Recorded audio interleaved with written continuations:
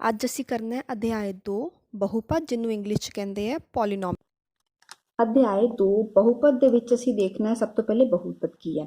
ਪਰ ਬਹੁਪਦ ਤੋਂ ਪਹਿਲੇ ਅਸੀਂ ਇਹ ਦੇਖ ਲਈਏ ਕਿ ਦੋ ਤਰੀਕੇ ਦੇ ਪਦ ਸਾਡੇ ਕੋਲ ਹੁੰਦੇ ਆ। ਇੱਕ ਹੁੰਦਾ ਹੈ ਚਲ ਪਦ ਔਰ ਦੂਸਰਾ ਅਚਲ। ਚਲ ਜੋ ਚੱਲ ਸਕਦਾ ਹੈ, ਜਿਹਦੀ ਵੈਲਿਊ ਵੇਰੀ ਕਰ ਸਕਦੀ ਹੈ, ਸੰਖਿਆ ਰੇਖਾ ਦੇ ਉੱਪਰ ਜਿਹਦੀ ਵੈਲਿਊ ਕੁਝ ਵੀ ਹੋ ਸਕਦੀ ਹੈ। ਇਹ ਸਾਡੀ ਸੰਖਿਆ ਰੇਖਾ ਛੋਟੀ ਜੀ, ਐਕਸਟੈਂਡ ਜਿੰਨਾ ਚਾਹੇ ਇਹਨੂੰ ਕਰ ਲਓ। ਜਿਹੜੀ ਸੰਖਿਆਵਾਂ ਦੀ ਵੈਲਿਊ, ਜਿਹੜੇ ਪਦ ਦੀ ਵੈਲਿਊ ਜੋ ਹੈ ਸੰਖਿਆ ਰੇਖਾ ਦੇ ਉੱਪਰ ਬਦਲ ਸਕਦੀ ਹੈ, ਕਦੀ ਇੱਧਰ ਕਦੀ ਉੱਧਰ, ਉਹਨੂੰ ਕਹਿੰਦੇ ਆ ਅਸੀਂ ਚਲ ਪਦ। ਔਰ ਜਿਹੜੀਆਂ ਫਿਕਸ ਹੈ, ਕਿਤੇ ਨਹੀਂ ਹਿੱਲਣਗੀਆਂ, ਜਿੱਥੇ ਇੱਕ ਵਾਰੀ ਬੈਠ ਗਈਆਂ ਉੱਥੋਂ ਅਚਲ ਹੋ ਗਈਆਂ, ਉਹਨੂੰ ਕਹਿੰਦੇ ਹੈ ਅਚਲ ਪਦ। ਜਿਵੇਂ x y z t p q r, ਜੋ ਵੀ ਇਹਨਾਂ ਦੀ ਵੈਲਿਊ, ਹੁਣ x ਕਦੀ 2 ਵੀ ਹੋ ਸਕਦਾ, ਕਦੀ 1 ਵੀ ਹੋ ਸਕਦਾ, कभी -1 कभी -2 कभी -3 भी हो सकता है, कुछ भी हो सकता है, मतलब वो संख्या रेखा के ऊपर चल सकता है, इसीलिए चल पद। अचल पद देखिए 2 3 4 5 6 ਜਿਹੜੇ ਮਰਜ਼ੀ ਨੰਬਰ ਨੂੰ ਤੁਸੀਂ ਦੇਖ ਲਓ, ਪੂਰਨ ਲਵੋ ਸੰਪੂਰਨ ਲਵੋ, ਉਹ ਸਾਰੇ ਹੈਗੇ ਹੈ ਅਚਲ ਪਦ। ਅਚਲ ਪਦ ਮਤਲਬ ਸਭ ਤੋਂ ਪਹਿਲਾ ਨੰਬਰ ਅਸੀਂ 2 ਲਿਆ, 2 ਨੂੰ ਦੇਖੀਏ ਸੰਖਿਆ ਰੇਖਾ ਤੁਸੀਂ ਇੱਧਰੋਂ ਖਿੱਚ ਲਓ, ਇੱਧਰੋਂ ਖਿੱਚ ਲਓ, ਜਿੱਥੇ ਮਰਜ਼ੀ ਫਿਕਸ ਕਰ ਲਓ, 2 ਦੀ ਵੈਲਿਊ ਜੋ ਹੈ ਉਹ ਫਿਕਸ ਹੈ। 2 ਇੱਥੇ ਅਚਲ ਹੋ ਗਿਆ, 2 ਨੇ ਇੱਥੇ ਬੈਠਣਾ, 0 ਔਰ 1 ਤੋਂ ਬਾਅਦ 3 ਤੋਂ ਪਹਿਲੇ, ਇਹ ਕਿਤੇ ਹੋਰ ਖਿਸਕ ਨਹੀਂ ਸਕਦਾ, ਇਸ ਲਈ ਇਹਨੂੰ ਕਹਿੰਦੇ ਹੈ ਅਚਲ ਪਦ। ਸਮਝ ਲੱਗੀ?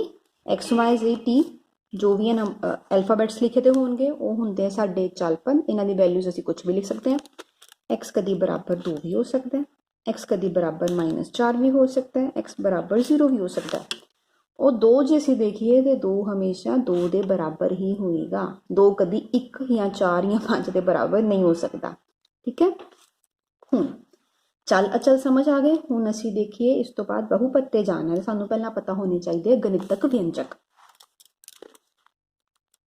ਗਣਿਤਕ ਵਿਅੰਜਕ ਜਿਨ੍ਹਾਂ ਨੂੰ ਇੰਗਲਿਸ਼ ਚ ਕਹਿੰਦੇ ਹੈ algebraic expressions।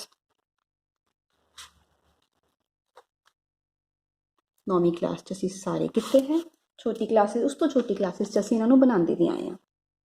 algebraic expressions ਦੇਖੀਏ, x² ਲੈ ਲਓ, 2x ਲੈ ਲਓ, 2 ਲੈ ਲਓ, 3x + t ਲੈ ਲਓ, ਜਾਂ ਫਿਰ √t + 2t। ਹੋਰ ਇਸ ਤੋਂ ਇਲਾਵਾ ਕੁਝ ਹੋਰ ਸੋਚੀਏ ਤੇ x³ + 3y + 3x, ਇਸ ਤਰ੍ਹਾਂ ਦੇ ਕੁਝ ਵੀ ਐਕਸਪ੍ਰੈਸ਼ਨਸ ਜਦੋਂ ਲਿਖਦੇ ਹੋਣ ਇਹਨਾਂ ਨੂੰ ਕਹਿੰਦੇ ਹਾਂ ਅਸੀਂ ਗਣਿਤਕ ਵਿਅੰਜਕ। ਮਗਰ ਸਾਰੇ ਗਣਿਤਕ ਵਿਅੰਜਕ ਜੋ ਹੈ ਉਹ ਬਹੁਪਦ ਨਹੀਂ ਹੁੰਦੇ। ਇਹਨਾਂ ਵਿਅੰਜਕਾਂ ਵਿੱਚੋਂ ਹੀ ਬਹੁਪਦ ਮਿਲਦੇ ਆ, ਪਰ ਸਾਰੇ ਨਹੀਂ। ਅੱਛਾ, ਇਹਨਾਂ ਵਿੱਚੋਂ ਹੁਣ ਕਿਹੜੇ ਵਿਅੰਜਕ ਜੋ ਹੈ ਉਹ ਬਹੁਪਦ ਹੈ, ਕਿਹੜੇ ਨਹੀਂ ਹੈ, ਉਹ ਕਿਸ ਤਰ੍ਹਾਂ ਪਤਾ ਚੱਲੇਗਾ? ਜਿਨ੍ਹਾਂ ਦੀ ਘਾਤ, ਜਿਹੜੇ ਵਿਅੰਜਕਾਂ ਦੇ ਵਿੱਚ ਚਲ ਪਦ ਦੀ ਘਾਤ ਪੂਰਨ ਸੰਖਿਆ ਹੁੰਦੀ ਹੈ ਉਹ ਹੁੰਦੇ ਹੈ ਬਹੁਪਦ, ਔਰ ਜਿਨ੍ਹਾਂ ਵਿੱਚ ਚਲ ਪਦ ਦੀ ਘਾਤ ਪੂਰਨ ਸੰਖਿਆ ਨਹੀਂ ਹੈ ਉਹ ਬਹੁਪਦ ਨਹੀਂ ਹੈਗੇ। ਚਲ ਪਦ ਅਸੀਂ ਦੇਖ ਲਿਆ, x y z t ਜੋ ਵੀ ਸਾਡੇ ਅਲਫਾਬੈਟਸ ਲਿਖੇ ਦੇ ਹੋਣਗੇ ਉਹ ਸਾਡੇ ਚਲ ਪਦ, ਜਿਨ੍ਹਾਂ ਦੀ ਵੈਲਿਊਜ਼ ਚੇਂਜ ਹੋ ਸਕਦੀਆਂ। ਅਚਲ ਪਦ ਨੰਬਰਸ ਜੋ ਲਿਖੇ ਹੁੰਦੇ ਆ ਜਿਨ੍ਹਾਂ ਦੀ ਵੈਲਿਊ ਬਦਲ ਨਹੀਂ ਸਕਦੀ, ਉਹਨਾਂ ਨੂੰ ਕਹਿੰਦੇ ਹੈ ਅਚਲ ਪਦ। ਇੱਥੇ ਦੇਖੀਏ ਪਹਿਲਾਂ x²। x² ਦੀ ਘਾਤ ਕੀ ਹੈ? 2। 2 ਇੱਕ ਪੂਰਨ ਸੰਖਿਆ ਹੈ, हाँ है, इसलिए यह बहुपद है। 2x, 2 ਇਹਦੇ ਨਾਲ ਲੱਗਾ, x ਦੀ ਘਾਤ ਕੀ ਹੈ? 1, ਇਹਦਾ ਮਤਲਬ ਇਹ ਵੀ ਇੱਕ ਬਹੁਪਦ ਹੈ ਕਿਉਂਕਿ ਇੱਕ ਪੂਰਨ ਸੰਖਿਆ। 2 ਕੱਲਾ 2 ਹੈ, ਇਹਦੇ ਨਾਲ x ਕੀ ਹੈ? x ਦੀ ਘਾਤ ਅਗਰ ਲਈਏ ਮਤਲਬ 0 ਹੈਗੀ ਹੈ, x ਦੀ ਘਾਤ ਕੁਛ ਨਹੀਂ ਹੈ ਤੇ 0 ਪੂਰਨ ਸੰਖਿਆ ਹੈ, ਸਭ ਤੋਂ ਛੋਟੀ ਪੂਰਨ ਸੰਖਿਆ, ਇसीलिए 2 ਵੀ ਇੱਕ ਬਹੁਪਦ ਹੈ। ਇਹਨੂੰ ਕਹਿੰਦੇ ਆ ਅਸੀਂ ਸਿਫਰ बहुपद। नंबर्स जो है वो भी बहुपद होंगे पर सिफर बहुपद। अगे देखिए 3x + t, x की घात 1 t की घात 1 पूर्ण संख्या में दोनों, इसलिए यह भी बहुपद है। इधर देखिए इत्थे t का वर्गमूल है, मतलब t की घात है 1/2 + 2t ਉਹਦੇ ਨਾਲ है। 1/2 पूर्ण संख्या नहीं है, इसीलिए √t + 2t जो साडा अलजेब्रिक एक्सप्रैशन या गणितक व्यंजक है यह बहुपद नहीं है।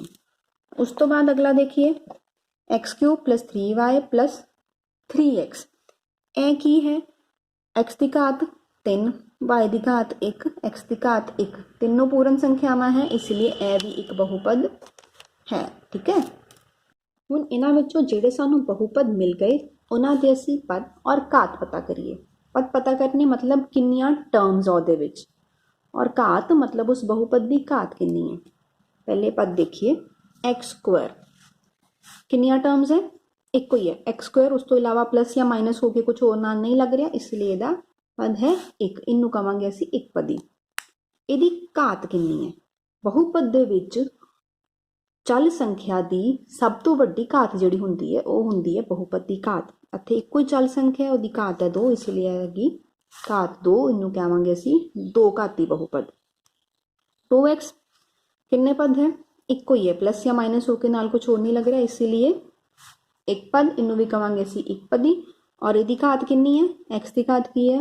1, ਇਸ ਲਈ ਇਹਦੀ ਘਾਤ 1। ਫਿਰ ਅਗਲਾ 2। 2 ਦੇ ਵਿੱਚ ਕਿੰਨੀ ਟਰਮਸ ਹੈ? ਇੱਕੋ ਟਰਮ ਹੈ। ਔਰ ਇਹਦੀ ਘਾਤ ਕਿੰਨੀ ਹੈ? x ਦੀ ਘਾਤ ਕੁਛ ਨਹੀਂ ਹੈ, ਮਤਲਬ 0। ਇਹ ਹੈਗੀ ਹੈ ਸਿਫਰ ਬਹੁਪਦ। ਫਿਰ 3x + t ਕਿੰਨੀਆਂ ਟਰਮਸ ਹੈ? ਇੱਕ ਟਰਮ ਹੈ 3x, ਦੂਜੀ ਹੈ t, ਦੋ ਪਦ ਹੈ, ਇਸ ਲਈ ਪਦ ਆ ਗਏ ਇਹਦੇ 2। ਔਰ ਘਾਤ ਕਿੰਨੀ ਹੈ? x ਦੀ ਘਾਤ ਵੀ 1, t ਦੀ ਘਾਤ ਵੀ 1, ਸਭ ਤੋਂ ਵੱਡੀ ਘਾਤ 1 ਹੀ ਹੈ, ਇਸ ਲਈ ਇਹਦੀ ਵੀ ਘਾਤ 1। ਅਗਲੀ ਹੈ ਸਾਡੀ ਬਹੁਪਦ x³ + 3y + 3x। ਕਿੰਨੀਆਂ ਟਰਮਸ ਹੋ ਗਈਆਂ?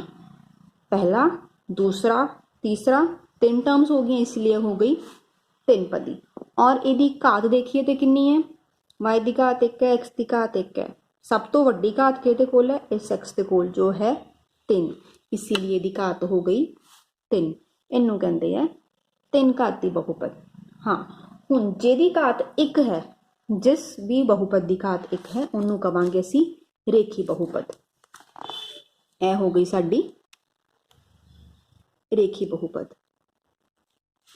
ਔਰ 3x + t, ਇਹ ਵੀ ਰੇਖੀ ਬਹੁਪਦ। ਇਹਦੇ ਵਿੱਚ ਸਾਡੇ ਕੋਲ ਦੋ ਚੱਲ ਸੰਖਿਆਵਾਂ, x ਅਲੱਗ ਹੈ, t ਅਲੱਗ ਹੈ, ਇਹਨੂੰ ਅਸੀਂ ਕਵਾਂਗੇ ਦੋ ਚਲਾਂ ਵਾਲੀ ਰੇਖੀ ਬਹੁਪਦ। ਠੀਕ ਹੈ। ਇਸ ਪਾਰਟਿਕੂਲਰ ਇਕੁਏਸ਼ਨ ਨੂੰ ਅਸੀਂ ਕਵਾਂਗੇ, ਐਕਸਪ੍ਰੈਸ਼ਨ ਨੂੰ ਅਸੀਂ ਕਵਾਂਗੇ ਦੋ ਚਲਾਂ ਵਾਲੀ ਰੇਖੀ ਬਹੁਪਦ। ਦੂਸਰੀ ਇਹਨੂੰ ਕਹੀਏ ਤੇ ਇੱਕ ਚੱਲ ਵਾਲੀ ਰੇਖੀ ਬਹੁਪਦ। 2x ਜੋ ਹੈ ਉਹ ਇੱਕ ਚੱਲ ਦੇ ਨਾਲ ਰੇਖੀ ਬਹੁਪਦ ਹੈ। ਇੱਧਰ ਦੇਖੀਏ ਤੇ ਇਹ 3 ਘਾਤੀ ਹੈ, x² ਜੋ ਹੈ 2 ਘਾਤੀ ਹੈ। ਠੀਕ ਹੈ। ਚੱਲ ਸਮਝ ਲੱਗ ਗਏ ਸਾਨੂੰ। ਇੱਧਰ ਕਿੰਨੇ ਚੱਲ ਸੰਖਿਆਵਾਂ ਹੈ? x ਵੀ ਹੈ ਤੇ y ਵੀ ਹੈ। ਇੱਥੇ ਇੱਕ ਹੀ ਚੱਲ ਹੈ, ਇੱਥੇ 2 ਚੱਲ ਸੰਖਿਆਵਾਂ ਹੈ। ਠੀਕ ਹੈ। ਹੁਣ ਅਸੀਂ ਆਪਣੇ ਚੈਪਟਰ ਦੇ ਕੁਐਸਚਨ ਸੋਲਵ ਕਰਨੇ ਸ਼ੁਰੂ ਕਰੀਏ। ਸਾਡੇ ਚੈਪਟਰ ਦਾ ਪਹਿਲਾ ਕੁਐਸਚਨ ਹੈ, ਕਿਸੇ ਬਹੁਪਦ p of x ਦੇ ਲਈ y = p of x ਦਾ ਆਲੇਖ ਦਿੱਤਾ ਗਿਆ ਹੈ। ਇਹ ਗ੍ਰਾਫ ਦਾ ਦਿੱਤਾ ਹੋਇਆ। ਹਰ ਇੱਕ ਸਥਿਤੀ ਵਿੱਚ p of x ਦੇ ਸਿਫਰਾਂ ਦੀ ਗਿਣਤੀ ਪਤਾ ਕਰੋ। ਜਦੋਂ ਬ੍ਰੈਕਟਸ p ਦੇ ਨਾਲ x ਆ ਜਾਏ, p of x ਮਤਲਬ p is a function of x। p is a function of x ਦਾ ਮਤਲਬ ਹੈ ਕਿ x ਦੇ ਹਿਸਾਬ ਨਾਲ p ਦੀ ਵੈਲਿਊ ਬਦਲਦੀ ਹੈ। y = p of x ਮਤਲਬ ਜਿਵੇਂ ਜਿਵੇਂ x ਦੀ ਵੈਲਿਊ ਬਦਲੇਗੀ, ਉਂਝ ਉਂਝ ਇਸ ਇਕੁਏਸ਼ਨ ਦੀ ਵੈਲਿਊ ਬਦਲਦੀ ਜਾਏਗੀ, ਜੋ ਕਿ ਸਾਡੀ ਚੱਲ ਸੰਖਿਆ ਹੈ x। ਮਤਲਬ ਹੁਣ ਇੱਥੋਂ ਦੇਖੀਏ, ਜੇ ਅਸੀਂ ਗ੍ਰਾਫ ਦੇ ਵਿੱਚੋਂ ਵੈਲਿਊ ਦੇਖਣੀ ਹੋਵੇ x ਦੀ ਕੀ ਹੈ ਜਾਂ ਸਿਫਰ ਕੀ ਹੈ, ਤਾਂ ਮਤਲਬ x ਐਕਸਿਸ ਨੂੰ, x ਧੁਰੇ ਨੂੰ ਗ੍ਰਾਫ ਜੋ ਹੈ ਜਾਂ ਜੋ ਆਲੇਖ ਖਿੱਚਿਆ ਗਿਆ ਹੈ ਉਹ ਕਿੰਨੀ ਵਾਰ ਕੱਟਦਾ ਹੈ। ਇਹਦੇ ਵਿੱਚ ਦੇਖੀਏ, ਇਹ ਤੇ ਸਾਡੀ ਬਣ ਗਈ ਕੋਆਰਡੀਨੇਟ ਐਕਸਿਸ, x ਧੁਰਾ, y ਧੁਰਾ। ਇਹ ਹੈ ਸਾਡਾ ਆਲੇਖ। ਕੀ ਇਹ ਆਲੇਖ ਜੋ ਹੈ x ਐਕਸਿਸ ਨੂੰ ਕੱਟਦਾ? ਨਹੀਂ, ਇਸ ਕਰਕੇ ਸਿਫਰਾਂ ਦੀ ਗਿਣਤੀ ਹੋ ਗਈ ਹੈ 0। ਸਿਫਰਾਂ ਦੀ ਗਿਣਤੀ ਕਿੰਨੀ ਆਈ? 0, ਕਿਉਂਕਿ ਜੋ ਆਲੇਖ ਖਿੱਚਿਆ ਗਿਆ ਹੈ ਉਹ x ਧੁਰੇ ਨੂੰ ਕਿਤੇ ਵੀ ਕੱਟਦਾ ਹੀ ਨਹੀਂ ਹੈ। ਅਗਲਾ ਕੁਐਸਚਨ ਦੇਖੀਏ। ਇਸ ਗ੍ਰਾਫ ਨੂੰ ਦੇਖੀਏ। ਗ੍ਰਾਫ ਸਾਡਾ ਇਹ ਸ਼ੇਪ ਬਣੀ ਹੈ। ਇਹ x ਐਕਸਿਸ ਨੂੰ ਕਿੰਨੀ ਵਾਰ ਕੱਟ ਰਿਹਾ? ਇੱਕ ਵਾਰੀ। ਇਹਦਾ ਮਤਲਬ ਕੀ ਹੈ? ਸਿਫਰਾਂ ਦੀ ਗਿਣਤੀ ਕਿੰਨੀ ਹੋ ਗਈ 1। ਸਿਫਰਾਂ ਦੀ ਗਿਣਤੀ ਬਰਾबर 1। ਅਗਲਾ ਗ੍ਰਾਫ ਦੇਖੀਏ। ਇਹ ਗ੍ਰਾਫ ਐਕਸ ਐਕਸਿਸ ਨੂੰ ਕਿੰਨੀ ਵਾਰ ਕੱਟ ਰਿਹਾ 1 2 3 ਤੇ ਫਿਰ ਇਹਦੇ ਸਿਫਰਾਂ ਦੀ ਗਿਣਤੀ ਕਿੰਨੀ ਹੋ ਗਈ 3। नेक्स्ट ग्राफ जो है यह कितनी बार कट रहा 1 और 2, इसलिए दो सिफरां की गिनती हो गई 2। ठीक है। साडा नेक्स्ट ग्राफ एक्स एक्सिस नूं या एक्स धुरे नूं कितनी हुण कट रहा 1 2 3 4 बार, इसीलिए ये सिफर होणगे 4। यह ग्राफ देखिए 1 2 और यह छोटू जे कर्व नूं ध्यान नाल देखिए तो यह भी 2 बार कट रहा क्योंकि लूप इत्थे बनती पई है, इसलिए 1 2 3 4 ये भी सिफर होणगे 4। असी पढ़ते तो पे सी बहुपद, उहदे विच असी एक्स वाले एक्सप्रैशनस बनाते पे सी। फिर यह ग्राफ कित्थों आ गए बच्चे, जदों असी उस एक्सप्रैशन दे विच एक्स की वख-वख वैल्यूज़ पुट करके कोआर्डीनेट एक्सिस के उत्ते प्लॉट करते हैं, फिर उन्होंने जॉइन करते हैं तो फिर साडे कोल इस तरीके के ग्राफ मिलते हैं। और किसी ग्राफ के सिफर 4 है, किसी के 3, किसी के 2, किसी का 1, वो डिपेंड करता है बहुपद की घात कितनी है। जिन्नी बहुपद की घात होएगी उहदे सिफरां की गिनती भी उन्नी ही होएगी। ठीक है। अगर दो घाती बहुपद है तो उहदे 2 सिफर होंगे, 3 घाती है तो 3 सिफर होंगे, 4 घाती है तो 4 सिफर होंगे। रेखी बहुपद क्योंकि उहदी घात 1 हुंदी है, इसलिए उहदा सिफरां की गिनती 1 हुंदी है। ठीक है। इहदे नाल ही साडा अभ्यास 2.1 मतलब पहली एक्सरसाइज पॉलीनोमियल्स चैप्टर की खत्म हुंदी है। हुण असीं इस तो बाद अगली वीडियो च करांगे दी अगली एक्सरसाइज। ठीक है। Till then take very good care of yourself, stay happy and healthy.